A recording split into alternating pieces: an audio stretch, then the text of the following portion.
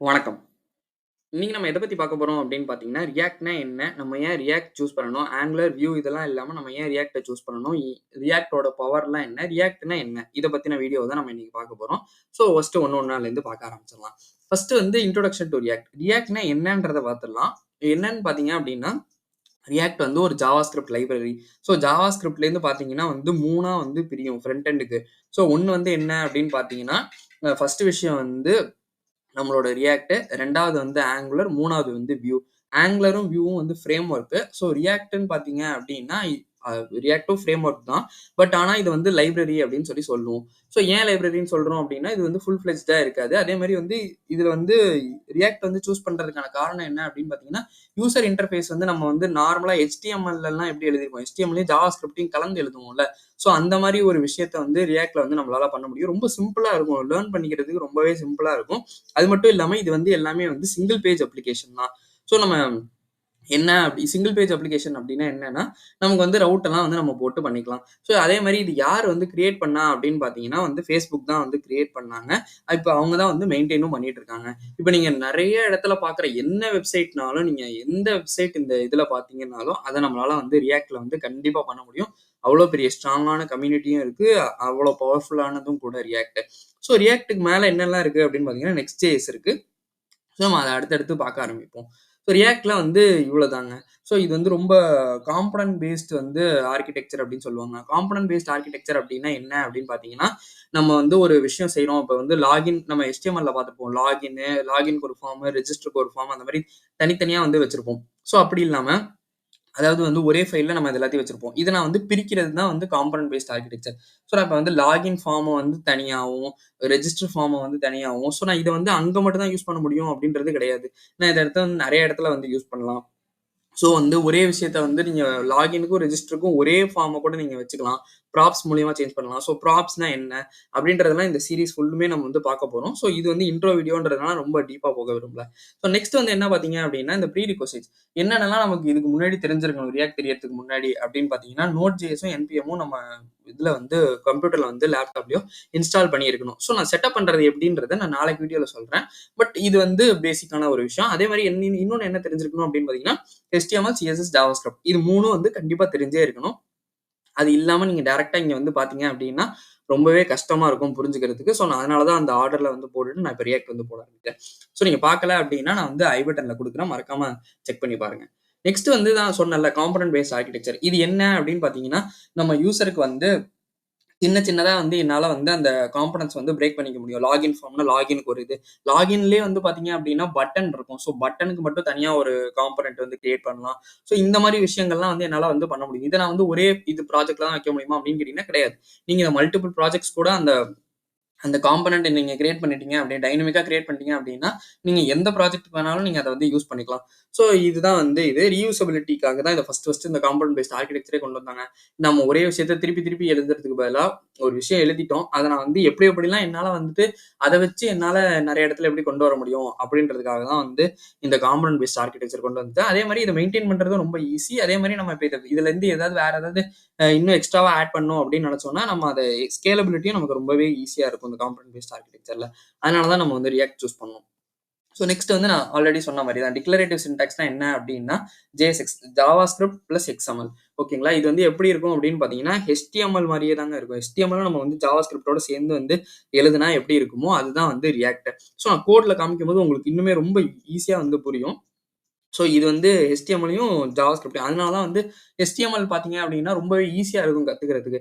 அது மாரியே அப்படியே தான் ரியாக்ட் இருக்கும் அப்படின்றதுனால தான் நமக்கு வந்து ரொம்பவே ஈஸியா கத்துக்க முடியுது. அதே மாரி பார்த்தீங்க அப்டின்னா, இந்த UI வந்து எப்படி வந்து டிஸ்கிரைப் பண்ணணும், அப்புறம் வந்து டாம் மேனிபுலேஷன்ஸ்ன்னு சொல்லுவோம். டாம்னா என்னன்னா, அந்த ஒரு ட்ரீ ஸ்ட்ரக்சர்ல ஒண்ணு வந்து இருக்குங்க. ஸோ நான் என்னலாம் வேணுமோ அதெல்லாம் வந்து நான் அப்டேட் பண்ணிக்கலாம். ஸோ இந்த மாரி விஷயங்கள்லாம் தான் வந்து டிக்ளரேட்டிவ் சின்டாக்ஸ்ன்னு நம்ம சொல்லுவோம். ஸோ நான் இந்த டாம்னா என்ன, விர்ச்சுவல் டாம்ன்னு ஒண்ணு இருக்கு ரியாக்ட்ல. ஸோ இதுனா என்னன்றது நம்ம அடுத்தடுத்த ஸ்லைட்ல வந்து பார்ப்போம். ஸோ நெக்ஸ்ட் வந்து பார்த்தீங்க அப்டின்னா, விர்ச்சுவல் டாம். விர்ச்சுவல் டாம்னா என்னன்னா, நான் சொன்னேன்ல அந்த ட்ரீ ஸ்ட்ரக்சர்ல வந்து நமக்கு ஒண்ணு இருக்குங்க. ஸோ ட்ரீ ஸ்ட்ரக்சர்ல நான் ஒரே ஒரு இடத்துல லாகின் ஃபார்ம்ல மட்டும் தான் அப்டேட் பண்றேன். மீதி எதுவுமே ஒரு எக்ஸாம்பிளுக்கு நம்ம வச்சுப்போம். ஸோ நான் இங்க என்ன பண்றேன் அப்படின்னு பார்த்தீங்கன்னா, ஒரு Zomato இத வந்து எக்ஸாம்பிளா எடுத்துக்கிறேன். Zomatoலேருந்து நம்ம வந்து ஒண்ணு வந்து ஷோ லிஸ்ட் வந்து அந்த என்னென்னலாம் லிஸ்ட் இருக்குன்றதுக்கு ஷோ பண்றதுக்கு ஒரு இதுவாவும், ஒரு சைடாவும், இன்னொரு சைடு வந்து பார்த்தீங்க அப்படின்னா நம்மளோட ஆர்டர் பிளேஸ் பண்றதுக்கான ஒரு சைடாவும் வச்சுக்கலாம்.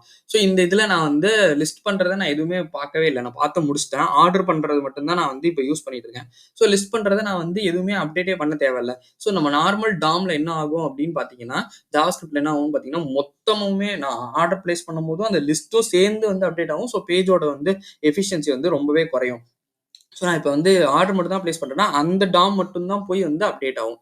ஸோ இதுதான் நம்ம வந்து வெர்ச்சுவல் டாம் அப்படின்னு சொல்லுவோம். ஸோ டைரக்ட்டா வந்து மேனிபுலேட் பண்ணாம இது வந்து பெர்ஃபார்மன்ஸ இம்ப்ரூவ் பண்றதுக்காக இது ரொம்பவே கொண்டு வந்தாங்க.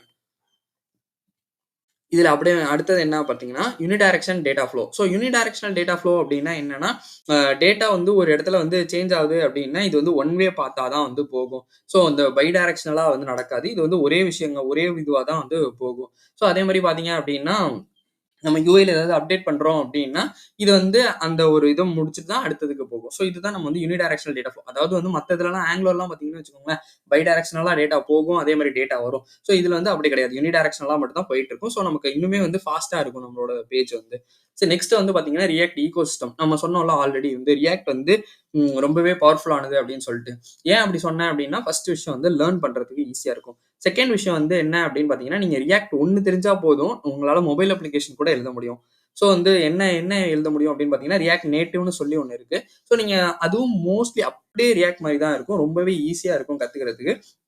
ஸோ வந்து நமக்கு ஈகோசிஸ்டம்ல என்னென்னலாம் அந்த டூல்ஸு, இப்ப நமக்கு அந்த ரியாக்ட் டெவ் டூல்ஸ்ன்னு சொல்லி ஒண்ணு இருக்கும். நீங்க என்னென்ன பேஜ்லாம் வந்து ரியாக்ட்ல வந்து எழுதியிருக்காங்க அப்படின்ற மாரி அந்த டூல்ஸ்லாம் வந்து இருக்கும். அப்புறம் அடுத்து பார்த்தீங்க அப்படின்னா, உங்களுக்கு ஏதாவது வந்து லைப்ரரீஸ் வேணும் அப்படின்னா, இந்த எக்ஸாம்பிளுக்கு நான் சொன்னேன்ல சிங்கிள் பேஜ் அப்ளிகேஷன் சொல்லிட்டு.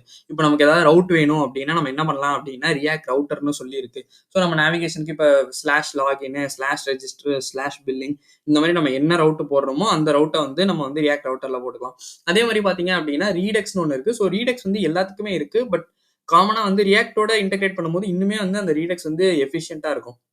ஸோ ஏன் அப்படி சொல்றேன் அப்படின்னு பார்த்தீங்கன்னா, ரியாக்ட் ரீடெக்ஸ்ன்னு சொல்லி தனியாவே வந்து ஒண்ணு இருக்கு. ரீடெக்ஸ் டூல் கிட் இருக்கு. ஸோ ரீடெக்ஸ் இருக்கு. இந்த ரீடெக்ஸ் வந்து காமனா வந்து ஒரு குளோபல் ஸ்டேட் மேனேஜ்மென்ட் அப்படின்னு சொல்லுவாங்க.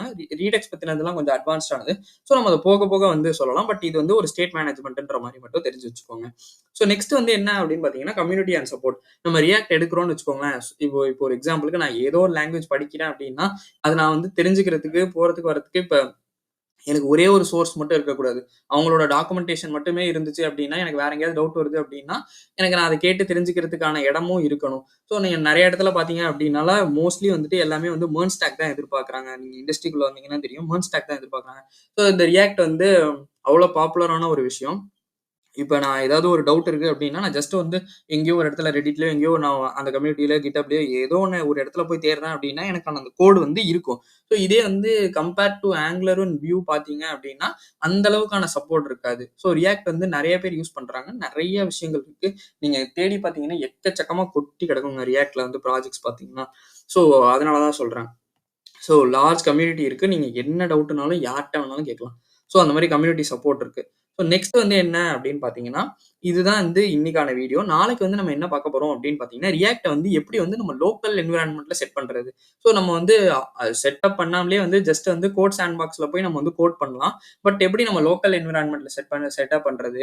சரி இதே நம்ம வந்து லோக்கல் என்வைரன்மென்ட்ல வேணாம். எனக்கு வந்து ப்ரௌசர்ல வந்து வச்சிருக்கேன். ஸோ எந்த ப்ரௌசர்னாலும் நான் அத அக்சஸ் பண்ணிப்பேன். இதுனா என் லோக்கல் மிஷின்ல தான் இருக்கும். இதே வந்து நான் குளோபலா அக்சஸ் பண்ணணும்னா, எனக்கு அந்த கோட் சாண்ட்பாக்ஸ் மாரி ஒரு ஆன்லைன்ல ஒரு ப்ரௌசர்ல என்னால ரியாக்ட் ரன் பண்ண முடியும்னா, அதுவே ஒரு பெரிய விஷயம் தான் அப்படின்னு நினைச்சீங்கன்னா, நம்ம அதையும் வந்து எப்படின்றத பார்க்கலாம்.